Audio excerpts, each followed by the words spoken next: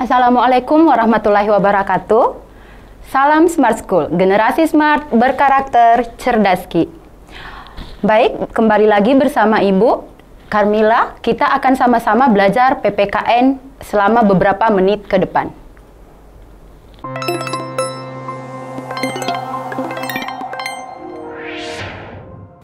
Hari ini kita akan belajar tentang perlindungan dan penegakan hukum di Indonesia. Nah, untuk penegakan dan perlindungan hukum di Indonesia itu ada pada KD 3.2, yaitu mengevaluasi praktik perlindungan dan penegakan hukum untuk menjamin keadilan dan kedamaian. Nah, untuk KD 3.2 ini sendiri akan ada 4 kegiatan pembelajaran. Yang pertama yaitu kita akan membahas tentang hakikat perlindungan dan penegakan hukum. Yang kedua yaitu peran lembaga penegak hukum dalam menjamin keadilan dan kedamaian. Yang ketiga dinamika pelanggaran hukum. Dan yang keempat yaitu partisipasi masyarakat dalam melindungi dan menegakkan hukum di Indonesia. Nah, untuk tujuan pembelajaran kita pada hari ini yaitu setelah kalian belajar materi ini, kalian akan mampu memahami tentang hakikat perlindungan dan penegakan hukum. Indonesia sebagai negara hukum dan juga sebagai warga negara memahami bahwa harus menjunjung tinggi hukum tersebut. Nah, kira-kira apa itu hukum? Ada yang tahu? Atau ada yang masih ingat hukum itu apa? Hukum ini sudah kalian dapatkan materinya di kelas 11. Jadi Ibu yakin pasti masih ingat ya, kalau dengar misalnya kata hukum, apa yang langsung muncul di dalam benaknya? Hukum itu apa? Ya, aturan ya. Jadi kalau kita dengar kata hukum, langsung yang muncul itu aturan. Kemudian sanksi. Iya, jadi hukum ini selalu berkaitan dengan aturan dan juga sanksi. Hukum ini adalah seperangkat aturan yang mengikat tingkah laku masyarakat. Dan apabila kita melanggarnya, kita akan mendapatkan sanksi. Kemudian kita lihat pengertian hukum dari beberapa ahli ya. Yang pertama yaitu ada Aristoteles. Nah, hukum hanya sebagai kumpulan peraturan yang tidak hanya mengikat masyarakat tetapi juga hakim. Ini menurutnya Aristoteles. Kemudian yang kedua ada S.M. Amir. Menurut S.M. Amir, hukum adalah peraturan, kumpulan peraturan-peraturan yang terdiri dari norma-norma dan sanksi-sanksi. Kemudian yang ketiga ada Wiryono Kusumo. Menurutnya yaitu hukum adalah keseluruhan peraturan yang tertulis maupun yang tidak tertulis yang mana mengatur tata tertib di dalam masyarakat. Dan apabila melanggar kita bisa dikenakan sanksi. Nah, selanjutnya, itu tadi kita sudah bahas tentang apa itu hukum. Jadi, hukum ini adalah seperangkat aturan yang mengatur tingkah laku masyarakat yang dibuat oleh lembaga yang berwenang. Dan apabila ada yang melanggar akan mendapatkan sanksi yang tegas. Nah, sekarang kita lihat apa sebenarnya tujuannya hukum ini. Nah, tujuan hukum ada juga dikemukakan oleh beberapa ahli ya. Kita lihat ada 3. Yang pertama yaitu Prof. Van Kan. Nah, hukum bertujuan untuk menjaga kepentingan tiap-tiap manusia supaya kepentingan-kepentingan itu tidak dapat diganggu. Kemudian menurut Prof. Subekti, nah, menyatakan hukum untuk mengabdi kepada tujuan negara. Kemudian yang ketiga ada Van Apeldoorn.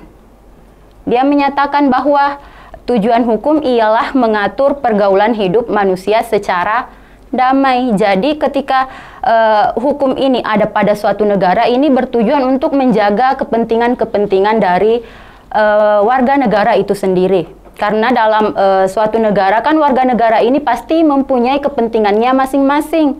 Dan ketika misalnya kepentingan ini ingin mereka capai, nah itu bisa saja terjadi gesekan antara kepentingan yang satu dan kepentingan yang lain. Oleh sebab itu maka hadirlah hukum untuk menjaga agar tidak terjadi gesekan-gesekan antara warga negara. Nah, sekarang kita masuk ke Indonesia sebagai negara hukum. Nah, Indonesia sebagai negara hukum ini sudah jelas ada pada konstitusi kita ya. Siapa yang masih ingat? Diatur pada pasal berapa? Ada yang masih ingat? Ya, yang pertama itu diatur pada pasal 1 ayat 3. Ada yang ingat bunyinya? Pasal 1 ayat 3. Ya, di situ berbunyi bahwa negara Indonesia adalah negara hukum. Jadi di situ sudah jelas bahwa negara kita ini adalah negara hukum. Kemudian yang selanjutnya diatur pada pasal 27 ayat 1. Nah, di sini berbunyi bahwa segala warga negara bersamaan kedudukannya di depan hukum dan pemerintahan. Kemudian kita wajib untuk menjunjung tinggi hukum dan pemerintahan tersebut. Jadi di sini kalau kita hidup di Indonesia berarti kita harus tunduk pada hukum atau aturan yang berlaku. Karena sudah jelas diatur dalam konstitusi kita yaitu Undang-Undang Dasar Negara 1945. Di situ sudah diatur dengan jelas pada pasal 1 ayat 3 dan juga pasal 27 ayat 1. Di situ sudah jelas diatur bahwa negara kita adalah negara hukum. Kemudian kita sebagai warga negara wajib untuk menjunjung tinggi hukum dan pemerintahan tersebut. Nah, kita lanjut lagi ke ciri negara hukum menurut Prof. Kailan ya.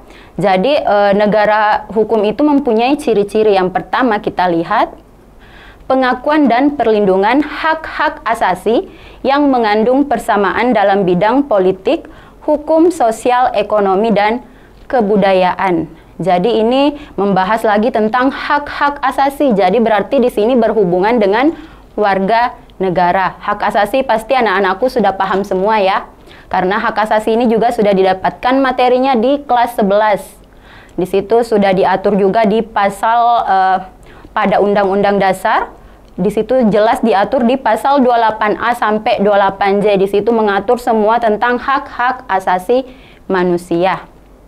Kemudian yang kedua, ciri-cirinya yaitu jaminan kepastian hukum. Jadi kita sebagai warga negara kalau hidup di dalam negara hukum itu berarti dijamin kepastian hukumnya. Semuanya itu sama. Hukum ini tidak pandang bulu.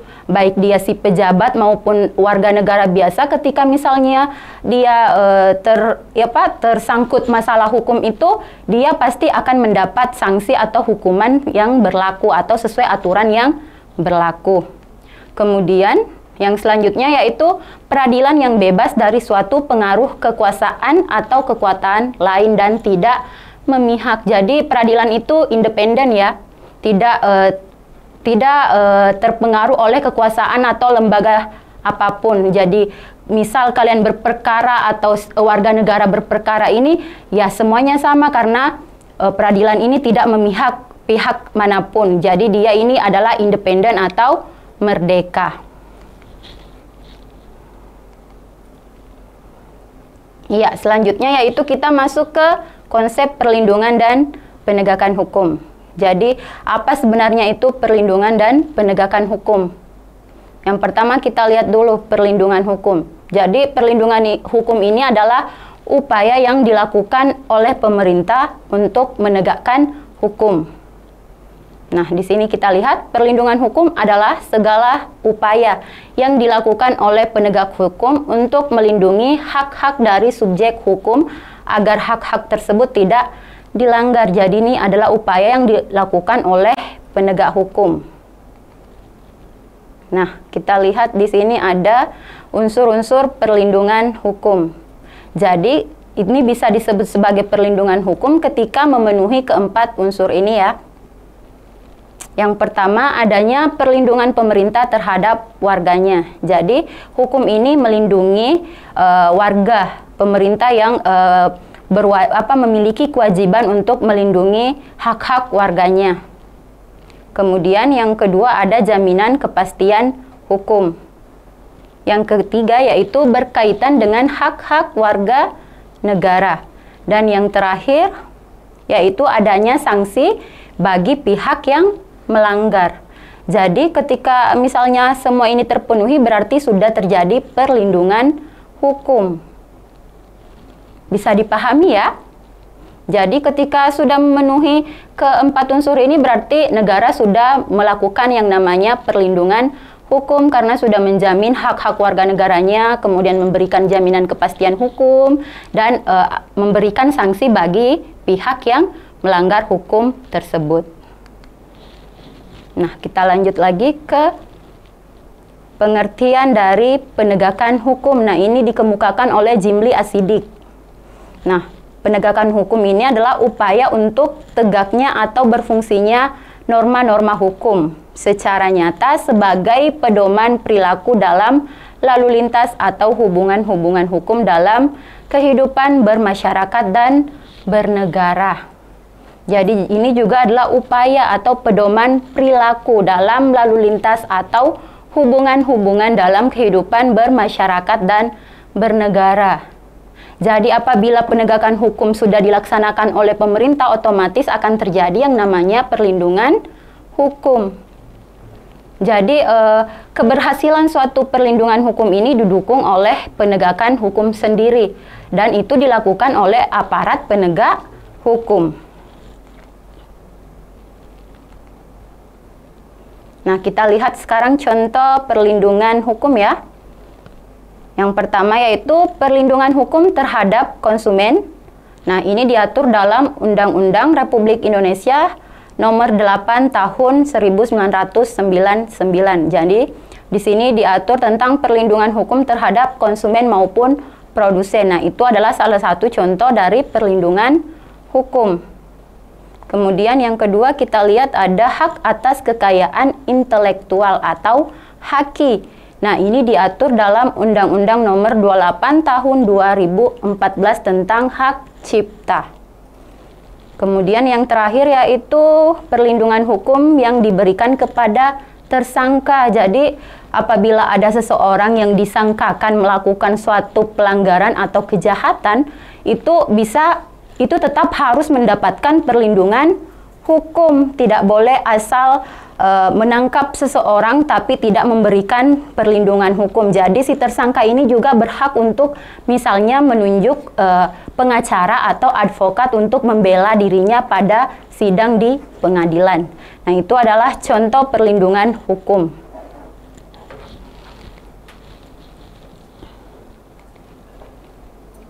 Nah, sekarang kita lanjut ke pentingnya perlindungan dan penegakan hukum. Kenapa kira-kira perlindungan dan penegakan hukum ini penting?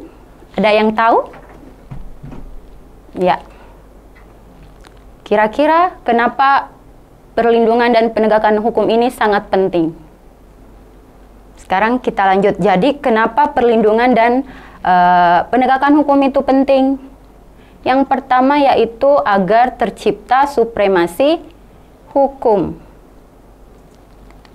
Ada yang tahu apa itu supremasi hukum? Ya, supremasi hukum adalah upaya atau kiat untuk menegakkan dan memposisikan hukum pada tempat yang tertinggi dari segala-galanya. Jadi, secara sederhana dapat dikatakan bahwa supremasi hukum adalah pengakuan dan penghormatan tentang superioritas hukum sebagai aturan main atau rule of the game dalam seluruh aktivitas kehidupan berbangsa, bernegara, berpemerintahan, dan bermasyarakat yang dilakukan dengan jujur atau fair play. Jadi, supremasi hukum ini menempatkan hukum pada tempat yang setinggi-tingginya. Jadi, semua tingkah laku dari baik itu pemerintah, warga negara itu harus sesuai dengan hukum atau aturan main. Itu tadi, rule of the game. Kemudian yang kedua, apa pentingnya lagi perlindungan dan penegakan hukum, yaitu tegaknya keadilan di dalam masyarakat. Jadi untuk menegakkan keadilan dalam masyarakat. Nah, pengertian keadilan ialah hal-hal yang berkenaan pada suatu sikap dan juga tindakan di dalam hubungan antar manusia yang berisi tentang sebuah tuntutan agar sesamanya dapat memperlakukan sesuai hak dan juga sesuai kewajibannya. Jika itu tercipta, maka akan tergambar keadilan yang sesungguhnya, di mana semua orang menyadari indahnya kedamaian. karena tidak ada yang saling mengusik dan melanggar satu sama lain, karena sudah mengetahui semua orang punya hak dan kewajiban yang sama. Jadi untuk menciptakan keadilan di dalam masyarakat itu kita harus menyeimbangkan antara hak dan kewajiban, karena apabila kita sudah melaksanakan hak kita sebagaimana mestinya, kewajiban kita sebagaimana mestinya, berarti tidak akan terjadi gesekan-gesekan antara warga negara. Jadi harus mengharmonisasikan antara hak dan kewajiban. Oke, lanjut. Ini pentingnya perlindungan dan penegakan hukum yang ketiga ya, yaitu untuk menjamin masyarakat yang tertib atau untuk menjaga ketertiban dan kedamaian. Nah, tertib sosial adalah istilah yang digunakan dalam ilmu sosiologi untuk menggambarkan kondisi kehidupan masyarakat yang aman, dinamis, dan teratur sebagai hasil hubungan yang selaras antara tindakan, nilai, dan norma dalam interaksi sosial. Dalam hal ini, masyarakat bertindak sesuai dengan status dan perannya masing-masing. Dengan perlindungan dan penegakan hukum tersebut, maka gambaran kondisi tersebut akan tercapai. Jadi akan menjadi lingkungan itu di dalam masyarakat yang tertib. Jadi di dalam lingkungan ketika misalnya semua melaksanakan secara aman, dinamis, teratur, berarti akan terjadi ketertiban. Nah, sekarang kita lihat ini adalah faktor yang mendukung keberhasilan perlindungan dan penegakan hukum. Yang pertama yaitu ada hukumnya. Jadi ini faktor pendukung keberhasilan proses perlindungan dan penegakan hukum menurutnya Surjono Sukanto ya. Nah, menurutnya Surjono Sukanto, hal yang pertama yaitu adalah hukumnya. Jadi di sini hukum itu tidak boleh bertentangan dengan ideologi negara kita. Semua tahu ya ideologinya negara kita Indonesia apa? Ya, tahu? Atau ada yang lupa? Atau mungkin ada yang tidak tahu? Tapi mudah-mudahan tidak ada yang tidak tahu. Semuanya harus tahu apa ideologi negara kita. Ya, Pancasila ya. Jadi hukumnya itu adalah undang-undang ya, atau aturan.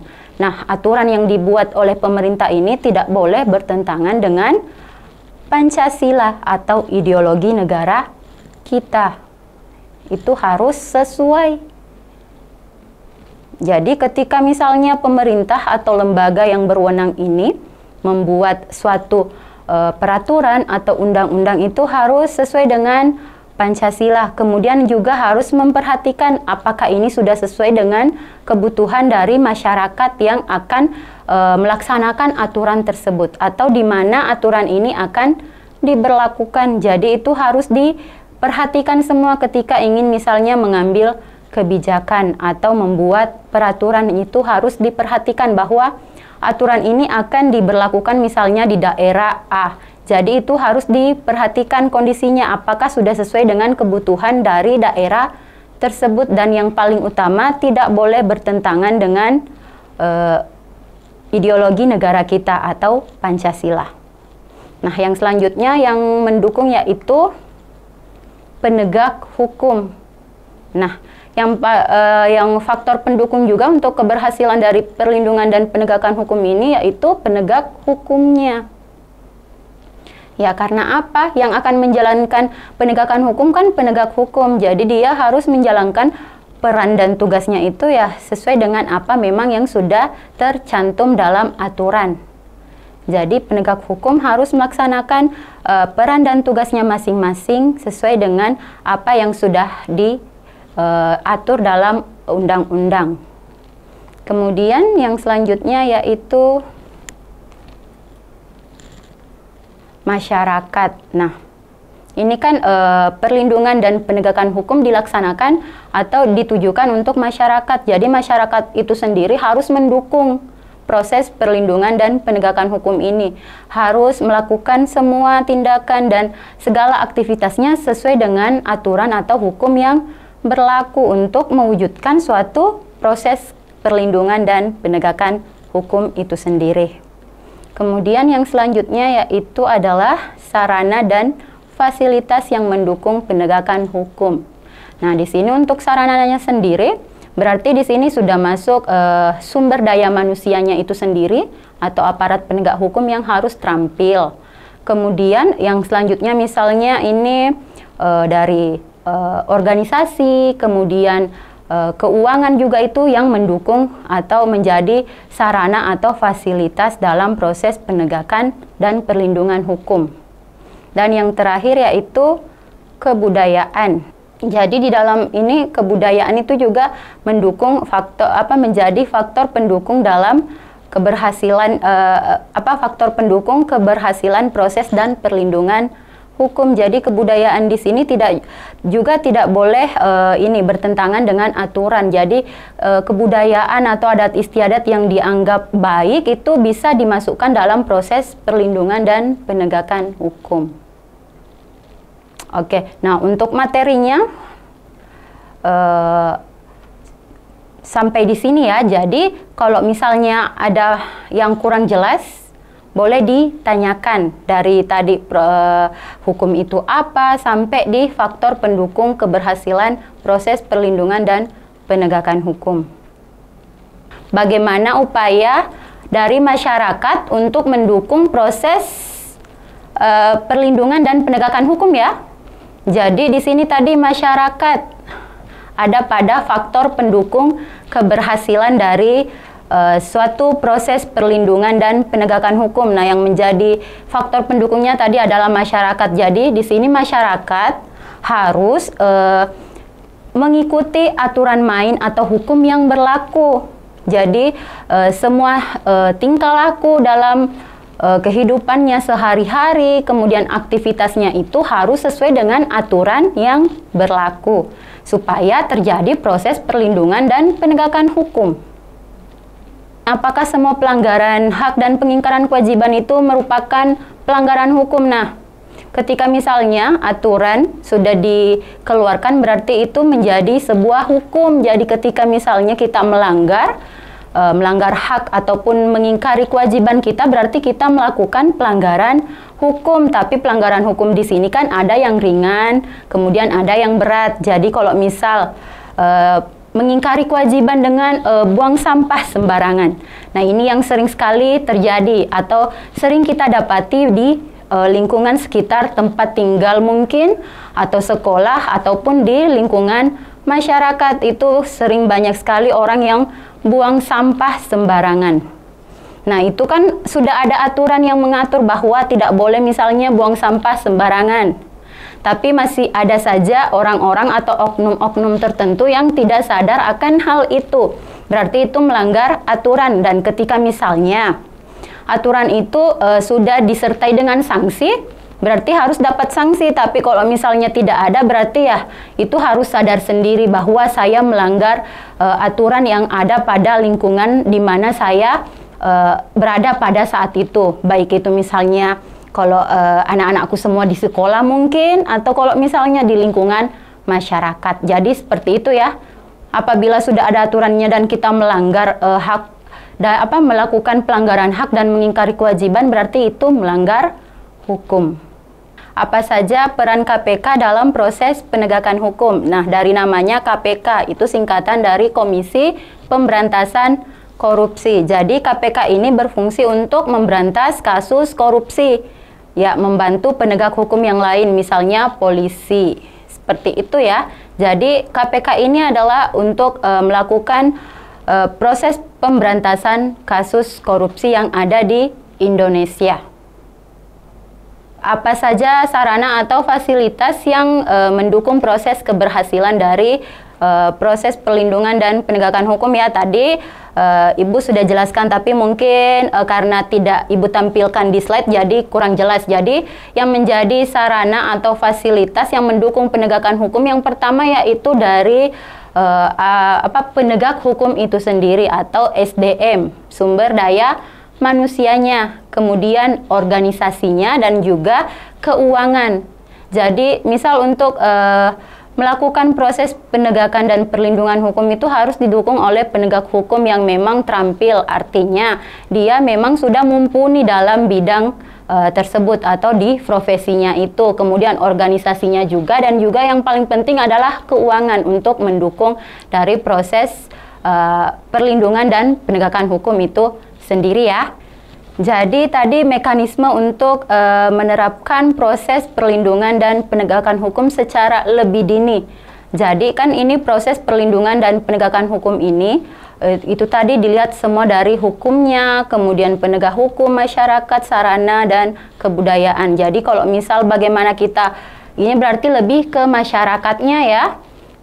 Jadi kalau masyarakat, nah kita kan sebagai siswa ya, anakku tadi juga adalah sebagai anggota masyarakat. Jadi itu tadi karena memang masih banyak yang kurang sadar, jadi itu harus kembali lagi ke manusianya atau pribadinya, harus sadar untuk mengikuti semua aturan yang berlaku supaya kita bisa mendukung proses perlindungan dan penegakan hukum. Kita harus melaksanakan hak kita.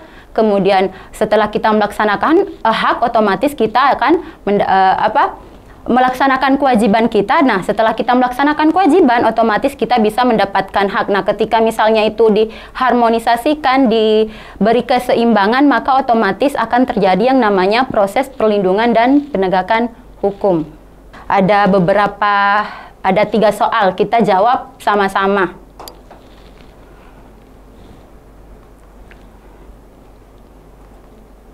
Iya, yang pertama di sini adalah hukum memuat peraturan-peraturan berupa perintah dan larangan yang mengatur tingkah laku manusia dalam hidup bermasyarakat. Nah, dari pernyataan tersebut menggambarkan hukum mempunyai sifat yang pertama, yaitu A. memaksa, kemudian yang B. mengatur, kemudian C. menyeluruh, kemudian yang D. memilih, dan yang terakhir yaitu memerintah. Kira-kira ini jawabannya A, B, C, D, atau E? Ya. Hukum memuat peraturan-peraturan berupa perintah dan larangan yang mengatur tingkah laku manusia dalam hidup bermasyarakat. Nah, dari pernyataan itu ini menggambarkan hukum yang mempunyai sifat apakah memaksa, mengatur, menyeluruh, memilih, atau memerintah. Oke, jadi jawabannya adalah B ya. Jadi jawabannya adalah B, mengatur. Nah, hukum ini mempunyai 2 sifat, yaitu mengatur dan memaksa. Jadi ketika dia mengatur tingkah laku manusia, berarti dia adalah sifatnya mengatur. Nah, kita lanjut ke latihan soal yang kedua, yaitu upaya atau kiat untuk menegakkan dan memposisikan hukum pada tempat yang tertinggi dari segala-galanya disebut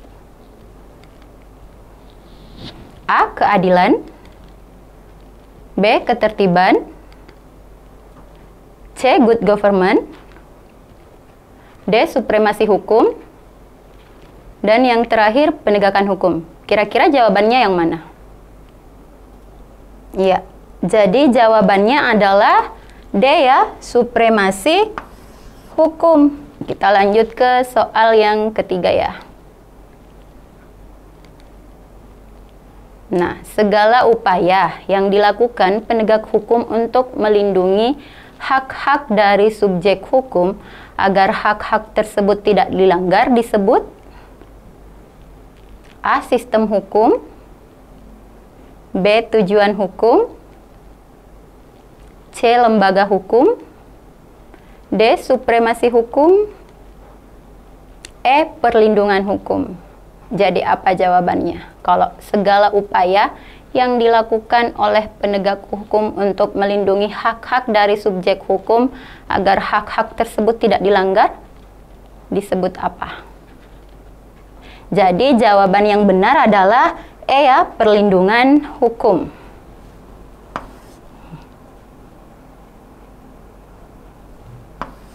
Iya. Jadi, upaya yang dilakukan oleh penegak hukum untuk melindungi hak-hak dari subjek hukum itu disebut sebagai perlindungan hukum. Oke, latihan soalnya hanya ada 3 nomor ya. Nah, untuk hari ini materinya materinya cuman sampai di sini. Insya Allah minggu depan kita lanjut ke materi peran penegak hukum ya. Terima kasih kepada semua anak-anakku yang telah bersemangat sekali ya mengikuti pembelajaran hari ini. Materi yang sempat Ibu sampaikan ini bermanfaat. Jadi mulai dari tadi apa itu hukum dan sebagainya bisa menjadi ilmu yang bermanfaat untuk anak-anakku semua. Terima kasih atas perhatiannya. Insya Allah minggu depan dilanjut dengan materi peran lembaga penegak hukum ya. Dan jangan lupa tetap semangat untuk belajar. Assalamualaikum warahmatullahi wabarakatuh.